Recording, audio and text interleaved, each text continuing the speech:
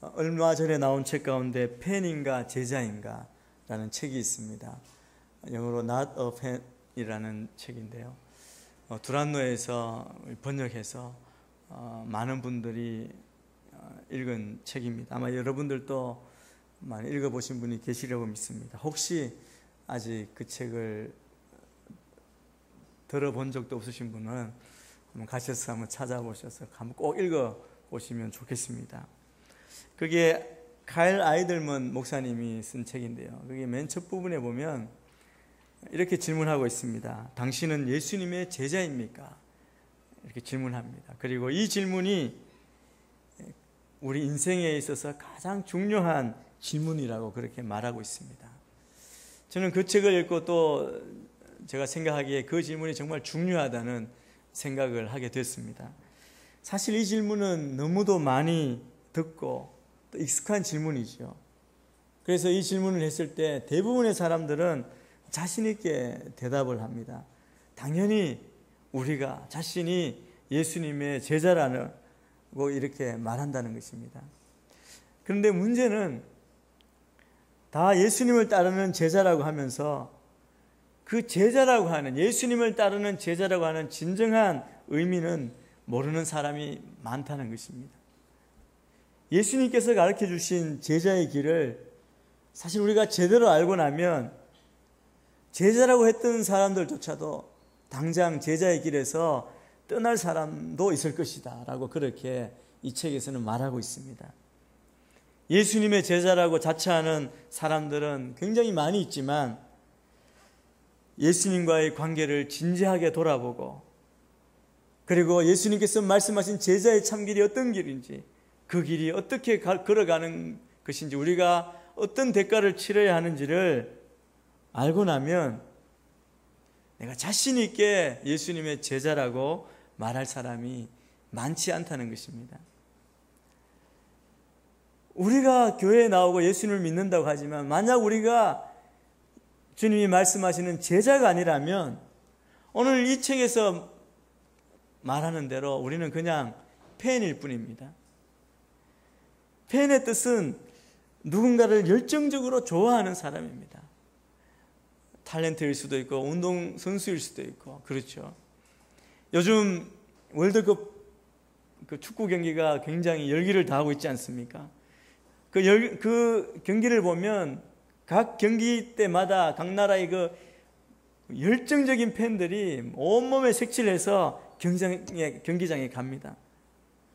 그리고 관중석에 앉아서 열렬히 그 팀을 응원하는 모습을 보게 됩니다. 그 사람들이 바로 팬이라고 할 수 있습니다. 그런데 그 사람은 경기에 절대 나서지 않습니다. 땀을 흘리거나 달리거나 공을 차는 일은 없습니다.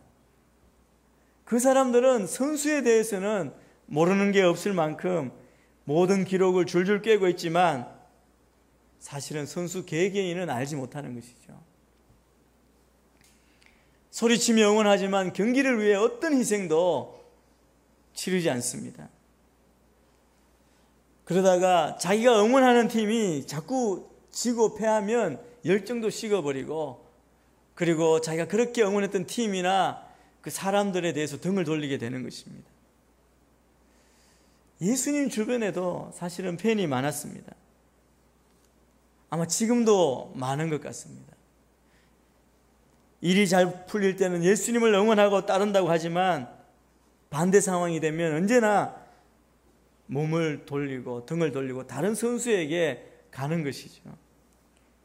예수님에 대해서는 많이 알고 어떻게 보면 모르는 게 없는 것 같지만 정말 중요한 것은 예수님을 개인적으로 만났거나 알지 못한다는 사실입니다. 여러분, 예수님과의 관계는 여러 관계를 맺을 수 있지만 예수님이 원하지 않는 관계는 바로 이런 관계입니다. 스타와 팬의 관계 같은 그런 관계는 예수님이 원치 않으시는 관계입니다. 오늘날 교회의 가장 큰 문제는 스스로 그리스도인이라고 말하지만 정작 그리스도를 따를 생각은 조금도 없는 팬들이 많다는 것입니다. 이것이 안타깝지만 우리의 현실처럼 보입니다. 여러분은 어떻습니까? 여러분은 예수님의 제자입니까? 아니면 팬입니까? 이 세상 문화를 보면 우리는 아주 헌신이 부족한 문화 가운데 우리가 살고 있습니다. 왜 그러냐면 사회적인 분위기도 그렇지만 개인의 뿌리에도 들어가 보면 사실은 우리 모두 다 개인주의가 개인 중심이죠. 다. 그래서 자기중심, 이기주의, 개인주의가 팽배한 그런 생각 가운데, 문화 가운데 우리가 살고 있기 때문에 우리가 손해보거나 헌신하는 것 그렇게 절개하지 않고 사실은 거의 하지 않는다고 그렇게 보입니다. 그런데 예수님은 오늘 우리에게 이 헌신의 문제를 말씀하십니다. 예수님의 제자가 되기 위해서 우리에게 필요한, 치러야 할 대가가 있다는 것이죠. 예수님은 자기에게 나오라고 많은 사람이 따를 때 예수님이 다 내 제자로 오라고 말씀하실 때, 부르실 때 그냥 달콤한 소리로, 사탕발림 소리로, 인기를 끄는 그 소리로 사람들을 이렇게 불러 모으시지 않으셨습니다. 오늘 말씀을 보면 큰 무리가 예수님을 따랐습니다. 예수님이 행하신 그 기적을 보았거나 아니면 종교 지도자들에게 책망하는 모습, 또 예수님의 그 가르침이 권위 있는 것에 감동받았기 때문일 것입니다. 이유가 무엇이든지 간에 수많은 사람들이 예수님을 따랐습니다. 여러분, 보통 사람이라면 많은 사람이 자기를 따를 때 굉장히 흡족해 했을 것입니다. 그러나 예수님은 그것이 중요한 것이 아니라 이 사람들이 예수님과 어떤 관계를 맺고 있는지, 어떤 관계를 맺기를 원하는지를 알고 싶으셨습니다. 예수님의 관심사는 얼마나 큰 무리, 얼마나 많은 숫자가 예수님을 따르냐, 그것이 아니라 헌신의 깊이가 어느 정도인가. 주님의 관심은 우리의 헌신의 깊이입니다. 그래서 주님은 함께 길을 가는 무리들에게 진정으로 자신을 따르는 것이 무엇을 의미하는지 분명하게 밝히고 계십니다. 25절, 26절 말씀을 우리 같이 한번 읽겠습니다. 25절, 26절입니다. 시작. 큰 무리가 뒤돌아서 그들에게 말씀하셨습니다. 누구든지 내게 오면서 자기와 아내와 자식과 자기 생명일지라도 나보다 더 사랑하면 내 제자가 될 수 없다. 예수님은 지금 많은 인기를 끌고 있는 상황입니다. 예루살렘으로 올라가는 그 길에 수많은 큰 무리라고 했습니다. 허다한 무리가 예수님을 따라 올라갔습니다. 그런데 자신을 따르는 자들을 향해서 예수님이 돌아서서 말씀하시는데 이 말씀이 찬물을 끼얹는 말씀입니다. 아주 흥분해서 따라가는 사람들에게 그냥 찬물을 끼얹는 말씀을 하고 계십니다. 여러분, 옛날이나 지금이나 세상에 대중의 인기를 추구하는 것이 일반적인 관례입니다. 그러나 예수님은 그런 세상의 풍조에 정반대의 행로를 택하고 계십니다. 예수님이 하신 말씀은 자기의 인기를 떨어뜨릴 수밖에 없는 그런 내용입니다. 그럼에도 불구하고 예수님은 아주 강력하게 분명하게 말씀하십니다. 그 말씀이 바로 제자의 길, 제자도입니다. 제자가 치러야 할 대가에 대해서 말씀하고 있습니다. 그냥 따라오면 다 제자가 된다, 내가 다 받아주겠다라고 그렇게 말씀하시는 것이 아니라는 것입니다. 예수님은 참된 제자의 삶의 초점을 맞추어서 참 제자가 되려면 대가가 있다, 대가를 치러야 한다고 말씀하십니다. 이 본문은 누구에게 말씀하시는 것입니까? 12 제자에게, 모든 것을 버려두고 쫓은 12 제자에게 말씀하시는 것이 아닙니다. 뒤를 돌아보시며 큰 무리에게, 모든 사람에게 말씀하십니다. 예수님을 따르고자 하는 사람, 예수님을 믿는 사람이라면 누구나 다 치러야 할 대가입니다. 그래서 우리도 예외가 아니죠. 우리 다 예수님을 따르고 예수님의 제자라고 그렇게 고백하고 그것을 소원하는 우리들도 반드시 치러야 할 대가라는 것입니다. 예수를 믿으면 당연히 예수님의 제자가 되어야 합니다. 예수님이 제시한 진정한 제자가 되기 위한 조건이 무엇입니까? 오늘 26절에 보면 모든 가족과 자기 생명까지라도 예수님보다 더 사랑하면 예수님의 제자가 될 수 없다고 말합니다. 우리말 성경은 의역을 해서 이 실제 의미를 풀어서 썼습니다. 개역개정을 보면 자기 생명을 더 미워하지 않으면, 자기 가족과 자기 생명을 미워하지 않으면 제자가 될 수 없다라고 말씀하고 있습니다. 이 미워한다는 말은 말 그대로 굉장히 사랑하지 않고 미워한다는 뜻입니다. 이 말은 정말 가족을 미워하고 부모를 미워하라는 뜻이 아니라 이 셈족의 언어의 표현 방식입니다. 강조하기 위해서, 사랑하는 것을 강조하기 위해서 다른 것은 반대로 더 강하게 이야기하는 내용입니다. 마태복음에도 보면 이 내용을 의역해서, 같은 내용인데 의역해서 말씀하고 있습니다. 이게 더 사랑하는 자, 오늘 우리말 성경 번역과 같은 그런 내용입니다. 여러분, 부모는 우리를 낳아준 분입니다. 그리고 아내와 자식은 우리의 삶을 행복하게 해주는 기둥과 같은 사랑하는 자들이죠. 형제와 자매는 우리가 의지해야 할 대상입니다. 우리가 미워할 수 없는 사랑해야 될 대상이죠. 그런데 예수님의 제자가 되려면 이 모든 가족들뿐 아니라 자기 생명까지도 우선순위에 두어서는 안 된다라고 말하는 것입니다. 여러분, 제자도의 첫 번째 대가는 우선순위의 문제입니다. 여러분, 우선순위가 무슨 뜻입니까? 내 삶의 가장 우선순위로, 다른 것이 접근할 수 없는, 그것이 나의 모든 결정에 내 삶을 이끌어가는 기준이 된다는 것이죠. 모든 것을 맡기고 그 생각대로, 그 뜻대로 우리가 순종한다는 뜻이 있습니다. 여러분, 아이가 있는 부모님은 아이가 아플 때, 밤새 열이 나고 아플 때 밤새도록 그 옆에서 떠나지 못하고 있지 않습니까? 사랑하기 때문에. 그래서 열도시키고, 그리고 의사 선생님이 지어준 약도 아마 먹일 겁니다. 항생제든 해열제든 감기약이든 먹이려고 할 것입니다. 그런데 아이가 아버지 어머니 저를 사랑하시니까 저는 이 약을 정말 먹기 싫습니다. 저 안 먹겠습니다. 먹이지 말아주세요. 그렇게 이야기했을 때 부모님들은 어떻게 해야 합니까? 사랑하기 때문에, 아이가 사랑하고 아이가 좋아하는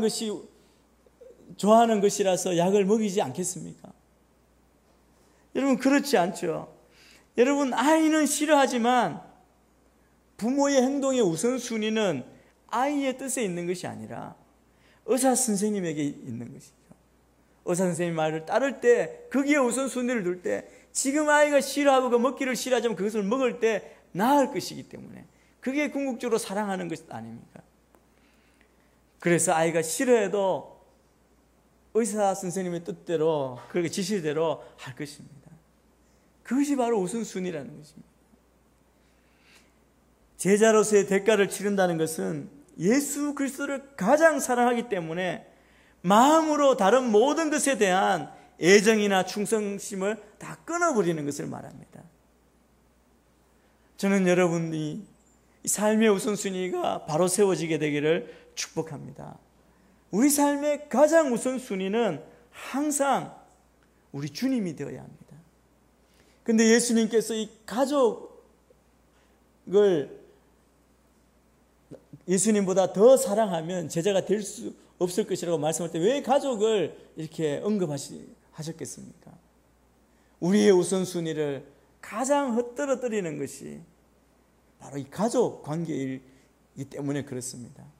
민수기 13장 후반절과 14장에 보면 출애굽 당시에 가데스 바네아에 모인 모든 이스라엘 백성들이 모세의 명을 받고 약속의 땅 가나안을 정탐하고 돌아온 12사람 정탐꾼으로부터 보고를 받습니다. 이 보고를 듣는 내용이 나오는데, 그런데 10명의 이 정탐꾼이 보고한 내용이 있습니다. 그 내용을 한마디로 말하면 그 약속의 땅에 들어가기 위해서 이스라엘 백성들 자기들이 치루어야 할 대가가 너무 크다는 겁니다. 무슨 말이냐면 그곳에는 성도 번듯하게 튼튼한 성읍이 있고, 그리고 거인 안악 자손들이 그곳에 살고 있어서 우리는 마치 그 비교하면 메뚜기와 같았습니다. 같다고 이렇게 이야기하는 것이죠. 이스라엘 백성들이 그 이야기를 듣고 간이 다 녹아내렸습니다. 두려움에 휩싸였습니다. 그 두려움에 휩싸인 이스라엘 백성들이 뭐라고 이야기하는지 아십니까? 핑계를 대고 자기들이 불평하고 이야기하면서 이렇게 이야기합니다. 자기들의 아내와 자식이 잡혀 죽을 것이라는 핑계를 대는 거예요. 그래서 우리가 왔던 애굽으로 다시 돌아가자라고 그렇게 소동을 일으킵니다. 여러분, 하나님은 이스라엘 자손들에게 약속의 땅에 장대한 족속이 살지 않을 것이다라고 약속하신 적이 없습니다. 그들이 거기 살고 있던 성읍이 튼튼하다 어떻든 그럼에도 불구하고 그들이 그곳에 안전하게 들어갈 수 있도록 보호하시겠다고 약속하시지 않았습니까?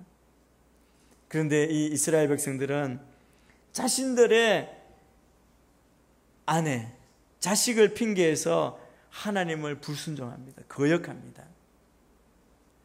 그렇기 때문에 우리가 하나님을 따르는, 주님을 따르는 참 제자의 길을 막는, 우선순위를 막는 것이 사랑하는 가족이 될 수 있기 때문에 주님은 그렇게 말씀하십니다. 우리의 우선순위는 항상 우리 주님이 되어야 합니다. 저는 여러분의 삶의 우선순위가 온전히 바로 세워지게 되기를 축복합니다. 두 번째 치러야 할 대가가 있습니다. 27절 말씀 같이 한번 읽겠습니다. 시작. 누구든지 자기 십자가를 지지 않고 나를 따르는 사람은 내 제자가 될 수 없다. 제자가 되려면 각자 자기 십자가를 지고 주님을 따를 것을 요구합니다. 십자가는 당시의 잔혹한 형벌의 방법이지 않습니까? 십자가는 죽음과 고통과 수치를 상징합니다. 십자가를 지라는 말을 이해하려면 예수님의 삶을 우리가 봐야 합니다. 알아야 합니다. 예수님이 왜 십자가를 지셨습니까? 지셔야 할 아무 이유가 없으셨지만 우리를 사랑하는 그 사랑 때문에 지셨습니다. 예수님께서 우리를 사랑하셔서 자기 십자가를 지신 것처럼 우리가 주님에 대한 사랑 때문에 자기 십자가를 지는 삶을 살아야 합니다. 자기 십자가란 예수님을 따르면서 각자가 치러야 될 희생을 가리킵니다.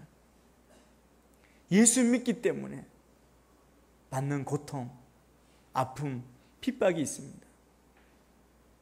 어떤 경우에는 목숨을 내어놓아야 될 그런 상황도 있습니다. 우리 가운데도 혹시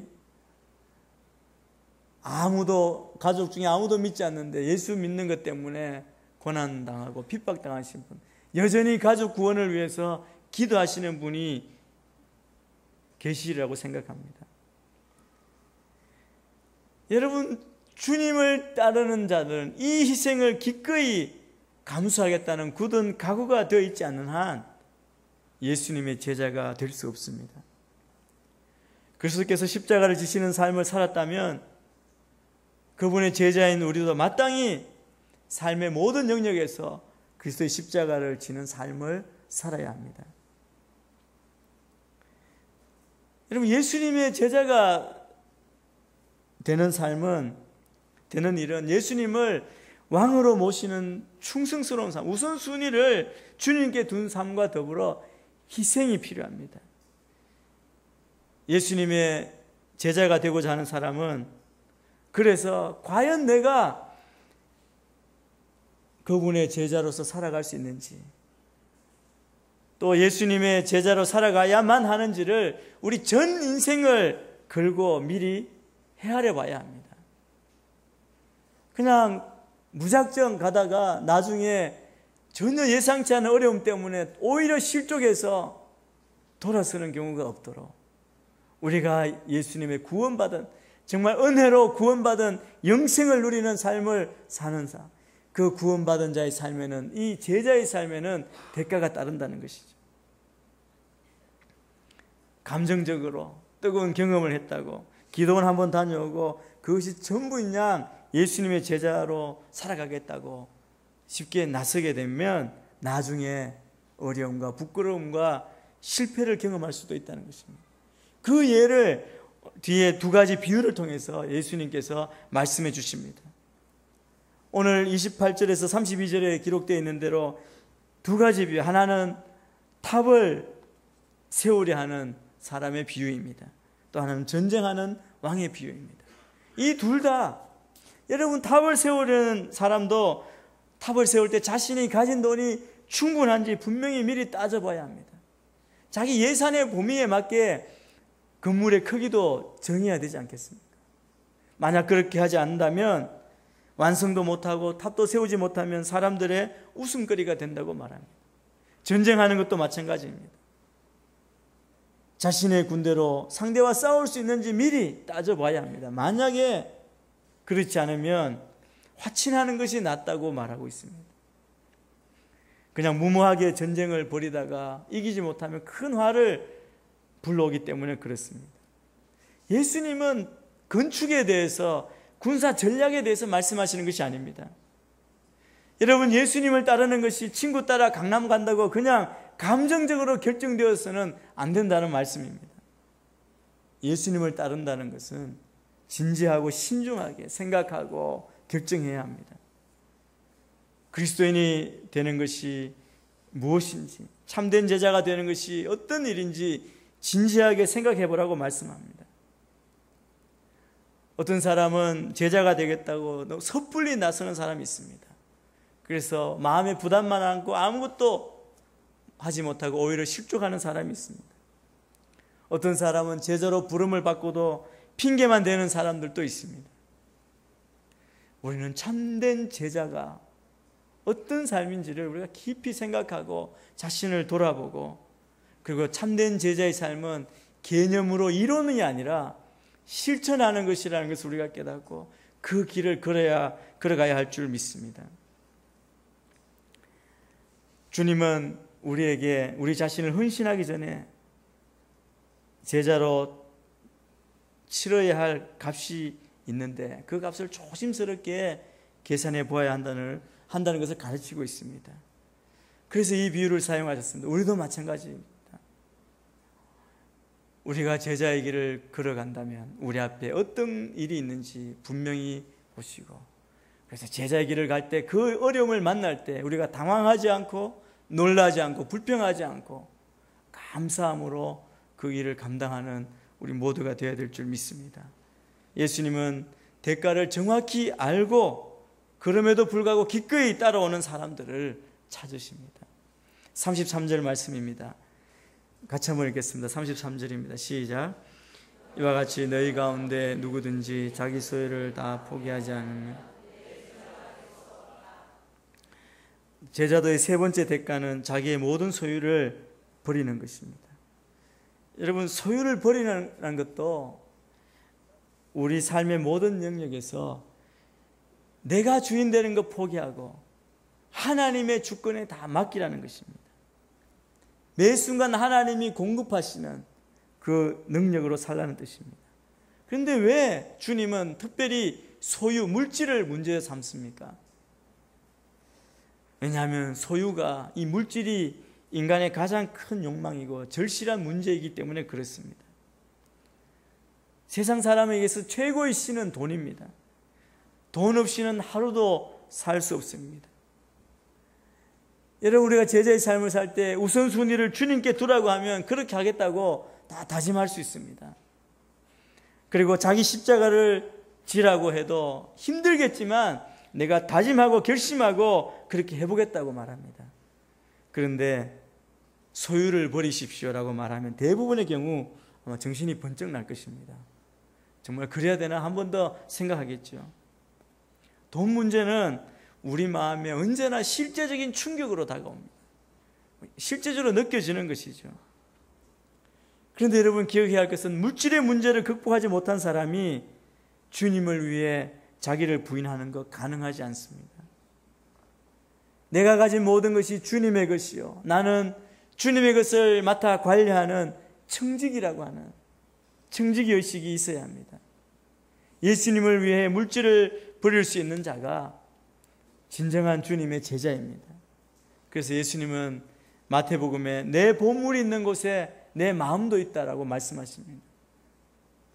여러분, 제자도는 매일의 삶 가운데 살아야 하는, 실천하고 살아야 하는 구체적인 생활입니다. 오늘 또 내일 또 일평생 동안 우리는 주님의 삶을 닮아가는 것, 그것이 우리의 삶의 목적이 되어야 합니다. 그래서 우리가 세상과 구별된 삶으로 주님께 영광을 돌리는, 주의 이름을 높이는 삶을 살아야 합니다. 주님을 따르기 위해 치르는 대가가 크다 할지라도 기꺼이 감당하는 자세가 필요합니다. 여러분, 다시 여러분에게 묻겠습니다. 여러분은 참 제자입니까? 주님은 이 시간 우리에게 물으십니다. 오늘날 주님이 원하시는 사람은 누구입니까? 생명을 걸고 주님을 끝까지 따르기 원하는 그리스도의 제자를 주님이 찾으시고 원하십니다. 정말로 주님께 우선순위를 두고 각자의 십자가를 지고 끝까지 주님을 따르고 주님을 위해 가진 모든 것을 아낌없이 포기할 수 있는 믿음의 사람을 지금도 찾으십니다. 그 사람들과 주님은 더불어 일하기를 원하시고 그들에게 복 주시기를 원하시고 그들의 삶을 통해 영광받기를 원하십니다. 우리가 그렇게 살지 못할 때 예수님은 오늘 말씀을 통해서 맛을 잃은 소금과 같이 될 것이다, 그런 삶이라고 이야기하고 있습니다. 34절 35절 말씀 또 계속해서 읽겠습니다. 시작. 소금은 좋은 것이다. 그러나 소금이 짠맛을 잃으면 무엇으로 다시 짜게 하겠느냐. 그것은 땅에도 그름에도 쓸모가 없어 밖에 버려진다. 귀 있는 사람은 들어라. 제자가 되었으면 제자다운 삶을 살라는 교훈입니다. 예수를 믿는 우리는 주님의 제자입니다. 주님의 말씀에 순종하며 주님이 가신 그 길을 걸어가야 합니다. 그렇지 않으면 맛을 잃은, 짠맛을 잃은 소금처럼 아무 쓸데가 없다는 교훈을 말씀하고 있습니다. 여러분, 소금이 짠맛이 있어야 간을 내고 음식을 지키고 부패하는 것을 막지 않겠습니까? 그런데 짠맛을 잃어버리면 그냥 그럼에도 쓸 수 없는, 아무 데도 쓸데없는 것이 되고 만다는 것이죠.